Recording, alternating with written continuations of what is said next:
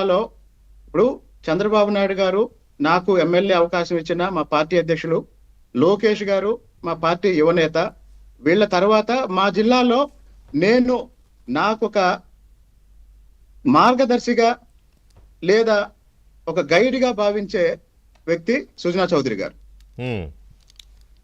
నేను ఏ విషయం ఉన్నా నేను రాజకీయంగా గాని వ్యక్తిగతంగా గాని సుజనా చౌదరి గారు నన్ను అన్ని విషయాల్లో గైడ్ చేస్తారు.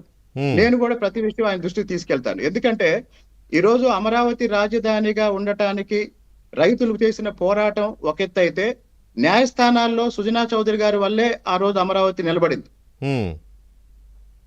కాబట్టి మా జిల్లా రాజకీయాలకు సంబంధించి నేను సుజనా చౌదరి గారి విషయంలో ఆయన ఒక గురువుగా భావిస్తాను. సో దీని పర్యవసానాలు ఎలా ఉంటాయో మీరు అంచనా వేశారా? ఎందుకంటే మీరు ఈ రకంగా ఎంపీ మీద పార్టీ నాయకత్వాన్ని ఇబ్బంది పెట్టే విధంగా ఇది చేస్తున్నారు కాబట్టి దీని పర్యవసానాలు ఎక్స్పెక్ట్ చేశారా? నేను కొన్ని నెలలుగా పార్టీ నాయకత్వంతో, పార్టీ నాయకులతో మాట్లాడే విషయాలు, ఇప్పుడు నేను ఏ విషయాలు అయితే మాట్లాడానో మా జిల్లాలో పార్టీ ప్రధాన నాయకులందరితో మాట్లాడానండి గత కొన్ని నెలలుగా. ఓహో, ఆల్రెడీ అందరి దృష్టిలో పెట్టారు ఇవి ఇప్పుడు నాకు చెప్పిన విషయాలన్నీ. ఆల్మోస్ట్ అందరం మాట్లాడుకుంటున్నాం. నేను పిల్లిమెడలో గంట కట్టాను.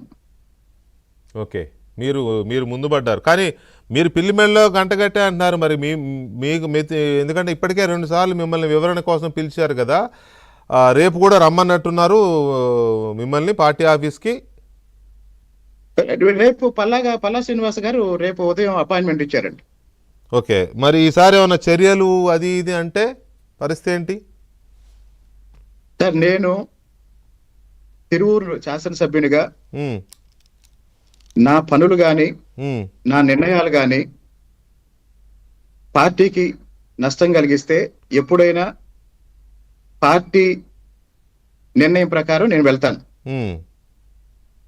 నాది చిన్ని గారితో ఉన్న ఇబ్బందులనే నేను ఈరోజు బయట పెట్టాను. తిరువూరు నగర పంచాయతీలో మేము చాలా కష్టపడి నారాయణ గారి దగ్గరికి వెళ్ళి కొన్ని ఫండ్స్ తెచ్చుకుంటే రోడ్ల కోసం టెండర్లు వేస్తే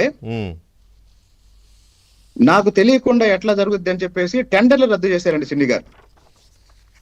అవునా? ఒక 20 రోజుల క్రితం లింగాల అనే ఒక గ్రామంలో నేను రోడ్డు శంకుస్థాపన చేయడానికి వెళ్తే అధికారులు ఎవరు ఆ శంకుస్థాపనకి వెళ్ళటానికి వీల్లేదని అధికారులను ఎవరిని రాకుండా ఆపాడండి. మామూలుగా అయితే వెంకటకృష్ణ గారు చెప్పండి, నేను ఎమ్మెల్యే కాకముందు ఒక వ్యక్తిగా నేను ఏం మాట్లాడినా అది నా అభిప్రాయం. అవును, దానికి మంచి అయినా చెడైనా ఆ ప్రభావం నా మీదే పడింది. అవును. ఈరోజు నేను ఒక శాసనసభ్యుడిగా ఏం మాట్లాడినా అది పార్టీ మీద, ప్రభుత్వం మీద పడింది. అంతే కదా? ఆ విషయం దృష్టిలో పెట్టుకొని ఎన్నో విషయాల్లో అవమానాలు ఎదుర్కొంటూనే మౌనంగా ఎందుకు భరించారంటే, చంద్రబాబు నాయుడు గారు ఎంత కష్టపడుతున్నారో నేను దగ్గరుండి చూస్తున్నాను. లోకేష్ గారు ఎంత సీరియస్ గా పనిచేస్తున్నారో నేను దగ్గరుండి చూస్తున్నాను. ఈ నేపథ్యంలో ఇట్లాంటి సమస్యల వల్ల ఇబ్బంది రాకూడదు అనే విషయం చాలా చాలా చాలా కాన్షియస్ గా ఉన్నానండి. కానీ ఈ రోజు ఒక ఎస్సీ ఎమ్మెల్యే నియోజకవర్గంలో వెంకటకృష్ణ గారు, నేను మీకు ఒక 5-6 సంవత్సరాలు